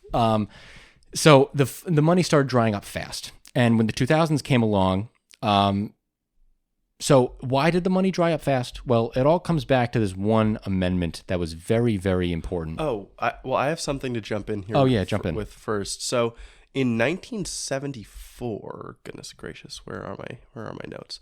In 1974, Nixon put a moratorium on housing spending because there were reports that public housing had become hotbeds for crime, that these buildings were all becoming dilapidated and run down, and it's because the government had been underspending on them. So even though before they had been kind of these safe havens, since in 1968, when they became more targeted to lower income people, when you put a bunch of desperate people without a lot of money in the same place packed together, you're oftentimes asking for trouble because it means that they're going to be competing with each other for the resources that they need most desperately. So there was truth to what Nixon said, but then he put a moratorium on the housing spending, and it didn't fix any of those issues, obviously, right? It just meant that they got worse, and the buildings the crime and the poor physical condition was left unabated. And so it led to the Hope 6 program in 1993, which demolished around 8% of the nation's public housing stock. And again, this was not the right solution at the time because it displaced a ton of the families that were living in that public housing. And so that decline that started with Nixon's moratorium has never been offset by new construction. And then you have the Faircloth Amendment coming in. So in the Faircloth Amendment in 1999, it created a de facto ban on all new public housing by freezing the number of allowable units that could be constructed or operated by the PHA, which is the Public Housing Authority. So now public housing is totally kneecapped with the funding. It's stopped. A bunch of their buildings were demolished, and then it's impossible to expand them because they don't have the money to do so, and the federal government isn't allowed to do so. So there's really no avenue for public housing to get back on its feet here in the United States, really. But without a repeal of the Faircloth Amendment, which was actually something AOC fought for in her first year of Congress. Yeah. Which is interesting it was cool to see her do that because I feel like that's a little like nitty gritty policy wonky thing to go after. It is.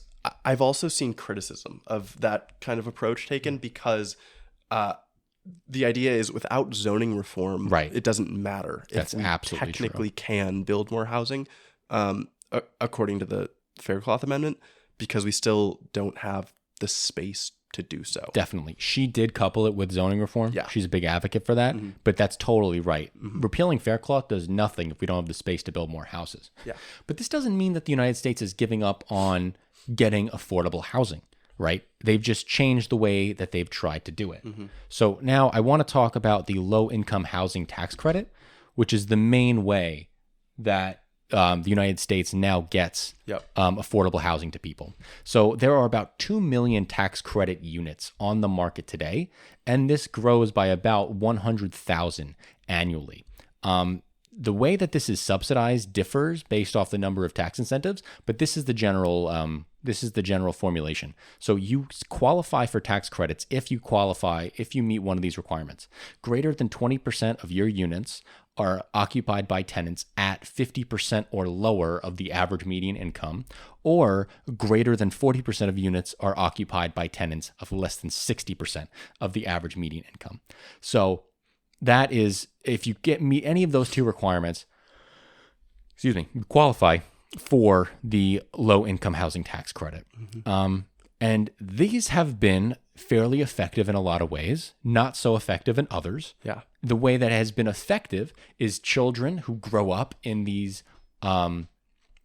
low-income housing tax credit areas or housing credit buildings that are in richer areas, they have seen that their projected future earnings are much, much higher than their parents. They are way primed for success if they're in this environment. Now, this doesn't mean that it's totally great for the high income neighborhood that this housing credit funded place could be built in. That's just not the case. In higher neighborhood communities, those with median incomes above $54,000, this study was done in 2016, so that 54,000 is way different nowadays. Housing prices declined by approximately 2.5% within 1/10 of a mile of the project, and segregation actually increased. Notably, that the researchers found no crime impact, but these effects can be seen as much as 10 years out, and the effects radiate outward from the initial impact of the 1/10 of a mile. So that is definitely something to consider. So crime is affected? No, or it's not? Crime is not affected. Crime is not affected. Okay, that's what I found too. Okay. I went kind of deep on low-income housing tax credit. I read one study focusing on developments in California that used it. And there's a lot. So I was curious, one, how efficient is this as a method for building? And one of the big problems is that the housing built with this tax credit is actually much more expensive to develop than others. And the reason for that is aligned with critiques of government, of big government that happen all the time, and its administrative burden. But also just the certain requirements the government places on these developers. So in California, 60% of subsidized housing projects trigger prevailing wage agreements, which drives labor costs about 20% higher than similar private projects. this is one of those things where we talk about unions very positively all the time, right? But we just had a really interesting discussion about whether teachers' unions were effective for children and whether education was a place where we should be scrutinizing more what exactly gets the best bang for our buck as far as spend. Maybe housing is a place that we want to do that too. The labor is more expensive, but developers in interviews also expressed the cost of dealing with the additional paperwork and the bureaucracy that they have to go to. Because it kind of reminds me of the high-speed rail discussion that we went through, where they're trying to be perfect, right? They give an example with local hire requirements, right? Which says, let's say there's 4 to 5 affordable housing developers in an area, and they've all been funded with the federal funding, and they all break ground at pretty much the same time, right? Then if you're required to hire, say you need framers for the windows, right? And you're supposed to hire local framers, minority-owned framers. You get a lot of these boxes that have to be checked that now the costs for those, the demand for those are driven so high that the cost to build these houses are through the roof, and the government has to spend all of that for less housing, right? That's problematic to me. Governments can also have regulations on the timing of a project. Like in California, there's a 2-year window where they have to have the project done. Then they have to pay even more to rush everything through. And then the last example I'll give is developers have to present the funding they get from the bank and from the local governments to the state before they get the state funding for the low-income housing tax credit. So usually they need at least 3 other sources of funding before they go to the state. And acquiring that funding is difficult and timely because the financiers that are going to fund them locally and the banks, they don't want to be the first one to jump in. So they're all going to kind of drag it out. And the longer it takes, the more interest they're going to have to pay back on the financing. And so it's this vicious cycle where the government is trying to make everything done so right that it's actually making it that this housing is much more expensive than it needs to be. And it's difficult, especially when these regulations are only falling on the burden of affordable housing. These regulations aren't falling on the burden of luxury housing. Yes. Right? And so that's when it gets really difficult. It's not like the regulations are across the board. Mm-hmm. These developers have the option of whether to do luxury or, condos or affordable housing. So when you make it difficult, if you're going to apply these regulations, it really should be blanketed if you're going to do it. Yep. Like if you're going to do it, I agree with a lot of them. If you're going to do it, you got to do it to all of these things. Don't just limit to the tax credit units, because now you're just de-incentivizing affordability. Exactly. And you're charging the government so much more to gain affordability for fewer houses. Right. Another interesting thing on this is what was it? There was some reason that they would only build like 40 unit complexes or apartments versus much more cost efficient larger units. And I shouldn't have even brought that point up because I forget why that is more important. We're struggling in Brookline, Massachusetts, because we just did a whole zoning reform, and there is definitely loopholes where developers could decide, I'm only going to build 3-unit housing and not have to do any affordability units at all. Yeah. Right? Exactly. It's very hard to get all the developers in line. We'll talk about other countries and how they handle this, but the United States is not currently using a whip to make these things happen. No. In a lot of ways. No. It's trying to use a carrot, and maybe the carrot doesn't smell good enough. Right, exactly. The one other thing I'll say, I found the same thing about crime. That's the nice thing about not consolidating public housing and instead incentivizing low-income housing across the board in different localities, is that crime isn't affected at all. Right. However, what is affected is rents, because in this case, you are just putting more money into the local economy for rents, which means that landlords can drive them up, and that goes faster. So no matter what, you're kind of dealing with this trade-off. Yeah. So I also found when these projects are built in low median income housing, in low median income areas, the researchers saw property values increase by 6.5% within a tenth of a mile of the project, and crime rates fell, and diversity went up. Non-minority people moved into the city. White people moved into these areas, where these were happening because you saw more development, you saw lower crime rates. You see now there's commercial development being done because now commercial sites say, oh wait, you know what? There's actually like a building with 40 people and all of them have subsidized housing, so they're going to be there. Yeah. All right. So now we have a good consumer base. We can go there. Exactly. It makes sense. Yeah. It's really almost seen as like a revitalization project for these low communities when this type of project gets built. So it's very, very positive in a lot of ways, has its downsides. A lot of the red tape that happens it's unfortunate that the regulation falls so hard on the people struggling the most. Yeah. It seems a little backwards, right? There isn't this much regulation when you're trying to build a mansion. In terms of like who you get your frames from and who you do all this from, right? Yeah. But it does fall when you're just trying to build more housing for struggling families. Yeah, it's weird that like you can think about it like the rich can afford to have anyone do the job, but the government refuses to have anyone but exactly the people they want. And they're doing it for good reason, right? Yeah. They're doing it for a noble cause, but is this the right place and time to fight it? I don't know. I don't think so. But I think I'll get back to that at the end. Yeah. So now let's go into some of the different. What do you think? Do you want to go into some of the different countries? Yeah. Let's transition. We can maybe talk about Germany first. Sure. Because Germany kind of resembles what goes on in America in a lot of ways right now today. Yeah, exactly. So Germany. So specifically, I read an article that focused on Berlin, but it also talks about how housing is handled generally across the country. It started out with a really strong public housing policy. After World War II, of course, Berlin needed to be built back, right? And the government needed to invest a ton of money into doing that, especially when you think about West Berlin, which is surrounded on all sides by Soviet-controlled East Germany, right? Private investors aren't going to want to invest there. It doesn't seem like a safe investment at all. So it started out strong, and then over time it got weakened little by little, kind of similar to the story in the US, like we just talked about. It's consistently reduced public funding to housing, and now they reverted to revenue subsidies, which are like vouchers, and allocates them to the very needy, just like we do, right? We only allow low-income people.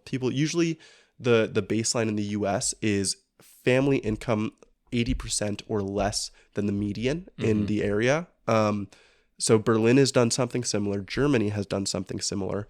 And Germany sees public housing as a temporary salve to acute market problems. The people at the very low end who need help, it's just like we need to get them out from the bottom, and then they'll be able to contribute normally to the economy. They'll be able to operate in the market without any government help. And so let's see, what else do I have here? And so Germany has just stayed on this demand side incentives, and it's been trying to invest less in public housing and get out of that whole business rather than investing more. And so in this article, I was really interested in the comparison between Berlin and Vienna, because the Berlin situation sounds a lot like what we have in the US in New York. Vienna, the capital of Austria, has a completely different setup for public housing. It is, I think we would agree, the biggest success story of public housing in the world. Yeah. And so I want to talk about why it's so different in a good way. So Vienna's public sector, it again, like Berlin, it started kind of after World War II. It was also destroyed, and it's been consistently involved in the construction of new, permanently rent-controlled social housing, and now the government controls the majority of the housing in the entire city. The only thing I would challenge you on is it began, like the fundamentals of this program started after World War I with the rise of the Socialist Party in Austria, right? When the socialists got elected into municipal government in Vienna in 1918, that's when they started this project of Red Vienna. And the era of 1918 to 1934 saw a lot of municipal building construction. Yeah. I think you're right. I stand corrected on that. So in Austria, we have this interesting system. Social housing consists of three elements. You have public housing provided by municipalities. This covers, in I think like 15% across the country. It's like 20% in Vienna itself. Public housing, the municipality developers haven't really been involved in new development for that long. They've just been focused on maintenance and renovation. Then you have housing provided by limited profit housing associations, or LPHAs. These are kind of, I would say, the linchpin of the Viennese housing market. Yeah. This is the main importance difference maker. So LPHAs are restricted by many of the same things or restricted in many of the same ways as municipalities, in that they have to be rent controlled. They have to, their restrictions as far as what exactly they charge is the same. There are a lot of other things, but they can make profit, and yet they're required to reinvest all of their profit back into new housing development. And that's a huge deal that I'll come back to. Yeah, and we're really it's one of those things where we're directing the benefits of the market only to the good parts, right? We're only allowing the capital to chase the socially desirable outcomes. Exactly. And so then the last section is the private developers, who use public subsidies. And so that's the other element of the social housing. The private providers are still restricted to cost rent for the first 35 years of a project, but then it ends.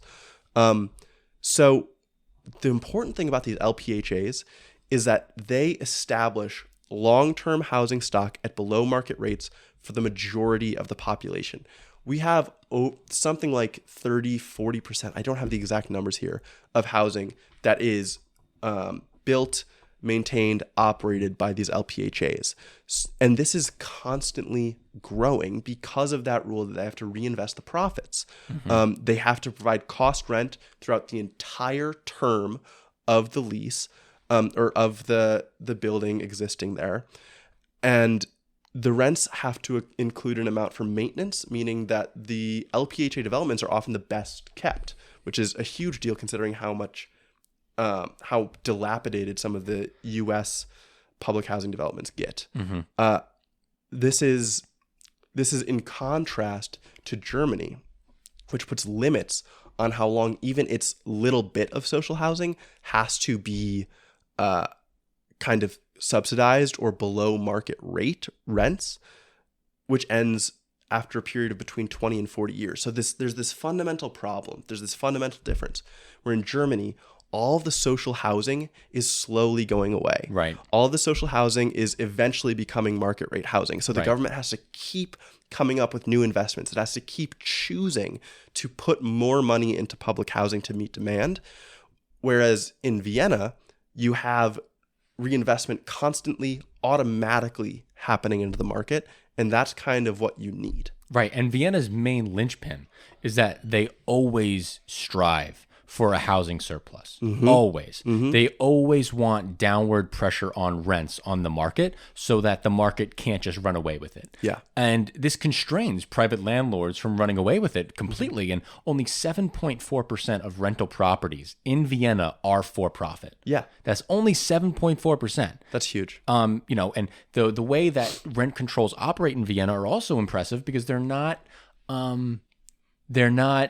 like strict. They're not like you can only increase rent 3.5% over each year. Mm-hmm. They say that a tenant cannot pay any more than 20 to 25% of their income, mm-hmm. which is fantastic. That's already better than the U.S. because when we have affordable housing schemes like that, it's 30% of income, not 20 to 25. So that's already something. It's great. And so Vienna usually charges rent at cost, which means what was the cost of development, what was the cost of the financing and the interest that they have to pay off mm-hmm. on it. And the people who are living in the housing receive subsidies if they need to push their rent down to that 20 or 25% number. Now, you might not know the answer to this question, but I think I want to ask it. Do we know how, if they're only paying the rent for cost, do we know how the LPHA gets reserve money to build new housing and expand?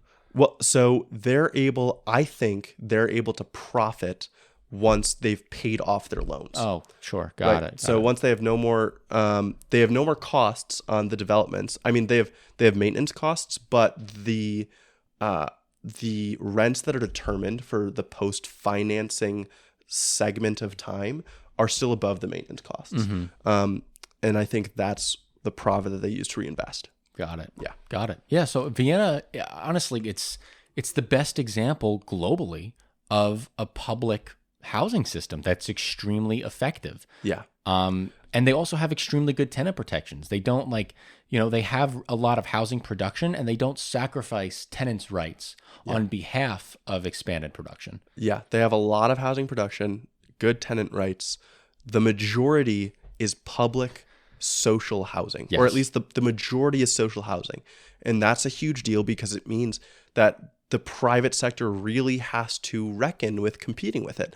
But it's also not so overpowering that private investors are completely scared off, right? Because this also makes for a really stable environment for investment. You know that the government is going to keep this this system, and you know that eventually there will be profits to be had because it requires continuous investment and it wants those profits. So I think an interesting question that was posed at the end of this article is, what can Berlin take from Vienna? And thus, what can any other neoliberal shifting housing government take from Vienna? The main thing is Berlin, or the US, plug them in, would need to change its system so that expenditures have a lasting effect. Right? So you can't have the phase out of affordable housing. You can't have investors in affordable housing who are looking to get out at a certain point. Vienna does this with land registration, where the developer is registered to that land forever once they develop it. And so they are invested in constantly maintaining it and constantly drawing in people for new rents. They suggested Berlin would have to do something like this. They say tax exemptions are a successful instrument because the Viennese government gives tax exemptions to the private developers even that develop social housing there.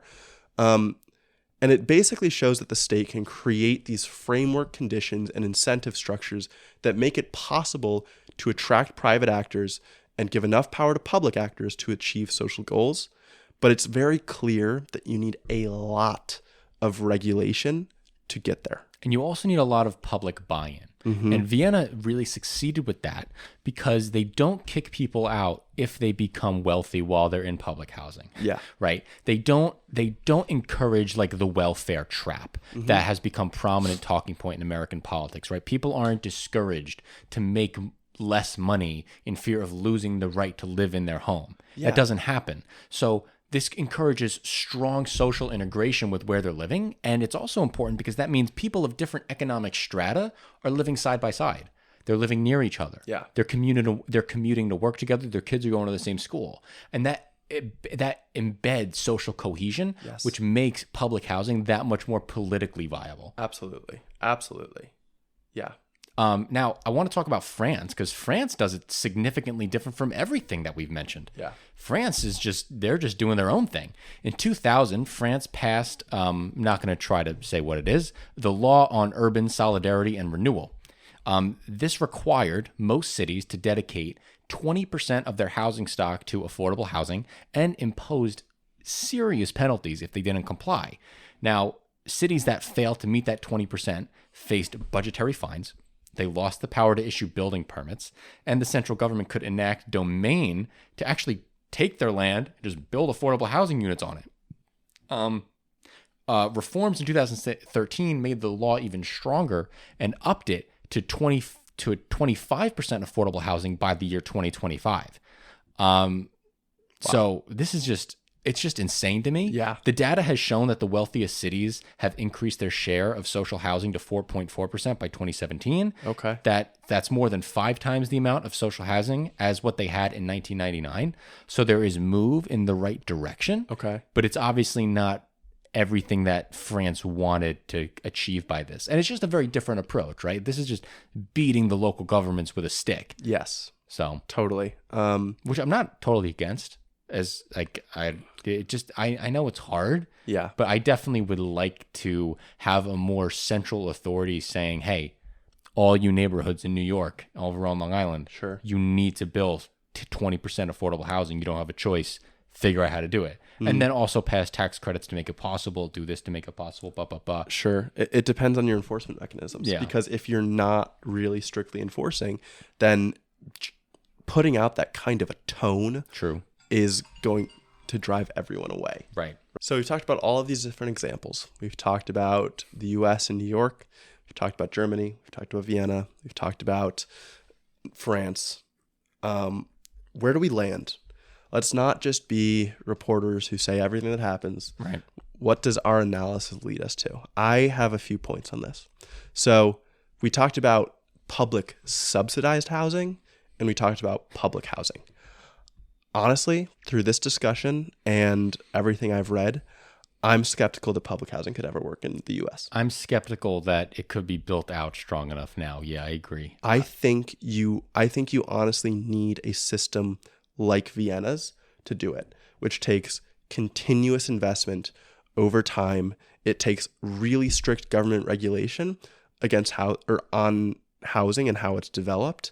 And I can't imagine us ever having the political appetite. We need progressive waves like we've never seen before. Yeah. To get to that point. I don't think it's a worthwhile, I think it's a worthwhile fight.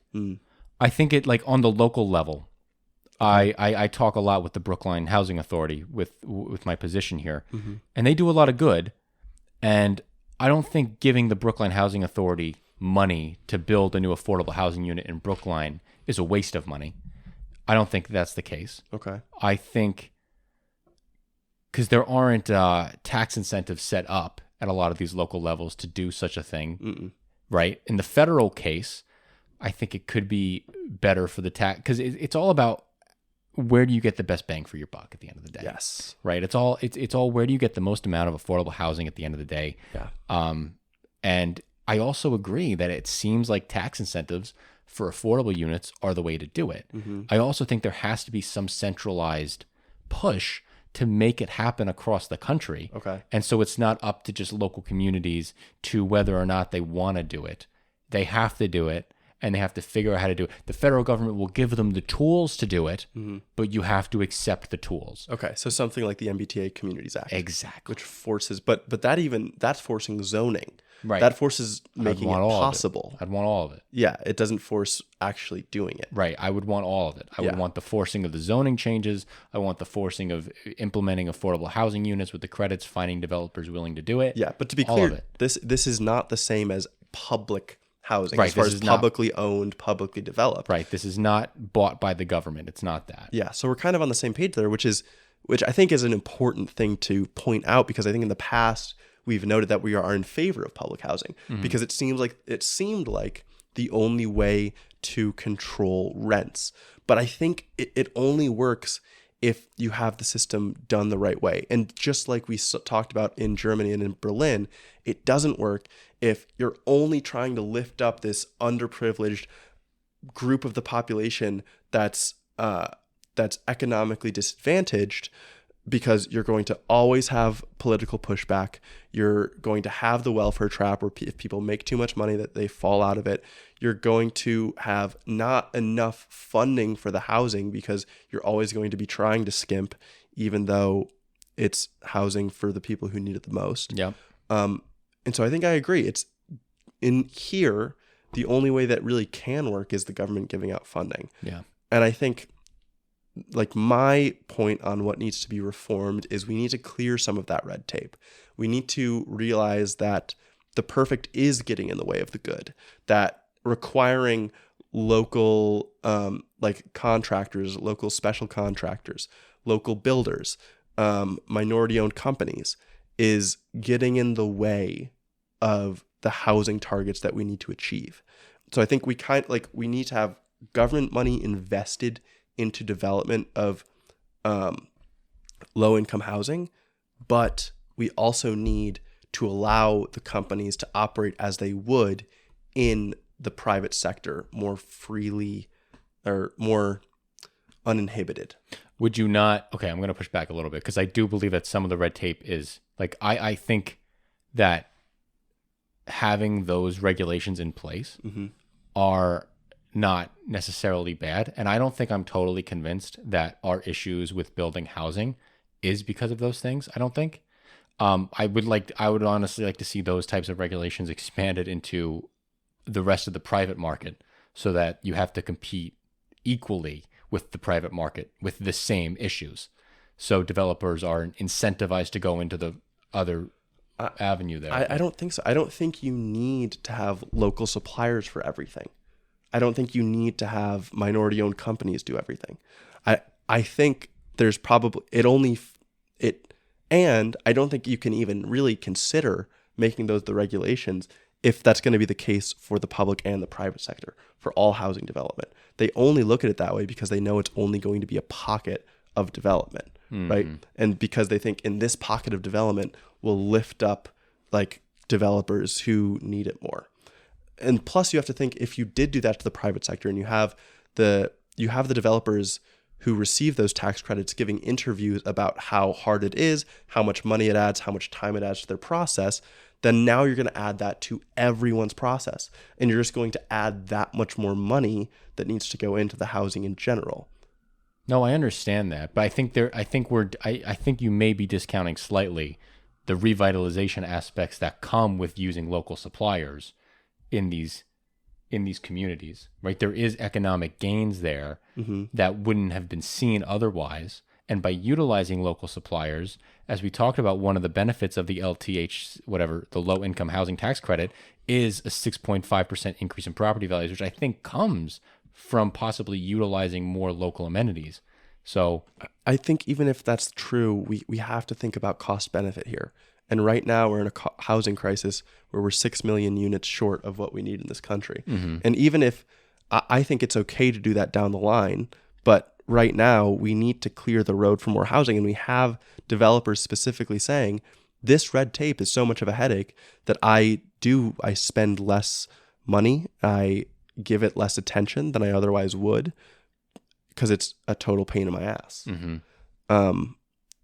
Okay, look, I also think it might be true that building affordable housing isn't the place to be fighting for local business development and minority improvement. It might not be the place to do that. There are other avenues and other times to have that fight. That might not be the avenue to have it. Yeah. That might not be the pocket of money that you should be taking from to make it happen. Yeah, especially because of this housing shortage, hopefully if you clear up some of the zoning regulations, if you reform them, then the demand for housing will actually start to the supply will start to respond to the demand. The supply of the labor will start to respond to the demand. And you won't have to worry about giving these specific groups of developers a boost themselves because the whole market is just going to be expanding so much that everyone's going to have plenty of work. Yeah, I guess. But I'm gonna only I'll leave you my disagreement here. I'm just weary of accepting the developers saying that red tape is the issue because I feel like the developer will always say red tape will be the issue. I don't think there's ever a time where a developer won't. They're always going to be incentivized to want less regulation, right? Yes. So it's hard. You know what I mean? Yes, but you're on board for zoning reform. Totally, 100%. Zoning is red tape that was put in for well-meaning reasons. Yes. I mean, oftentimes not well-meaning reasons. No. Actually, yeah. But sometimes, like with environmental regulation. Yeah. Right.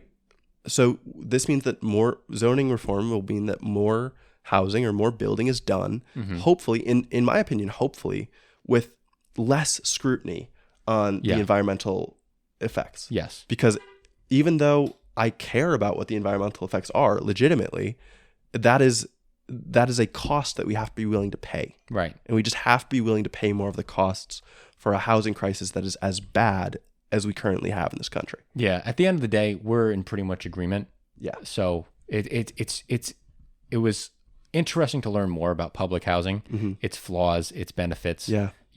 I really want, one of the things that I really wish we could take from public housing from Vienna at these local levels, if we're not going to do it with a federal program and stuff, but I would like to see more of an economic integration with these public housing units. Because I feel like that could start building momentum if we start small. What do you mean? Well, because we talked about the welfare trap and how if you make too much money in a public housing unit, you get kicked out. Yeah. I would like to see getting rid of something like that in the United States. Yeah. You know what I mean? I think that would do really good things. Yeah. I think if you can have public housing, even if like it started as middle class or even upper class public housing, where but again, I think you would kind of need regulations like Vienna, because if you don't limit it to low income, then what's stopping them from continuing to use the public subsidies, but also just providing like super luxury housing? Oh yeah, of course. To the highest income people. Yeah. So I think you need something like you have to reinvest these profits, or maybe you reinvest a percentage of the profits in lower income housing. I really like that idea, because then you're building the overall housing stock and you're slowly increasing the amount of low income housing you have. Yeah. All right. Cool. Awesome. Yeah, that was really fun to learn about. Amazing. We're good. Thanks, guys. Bye, guys. Bye.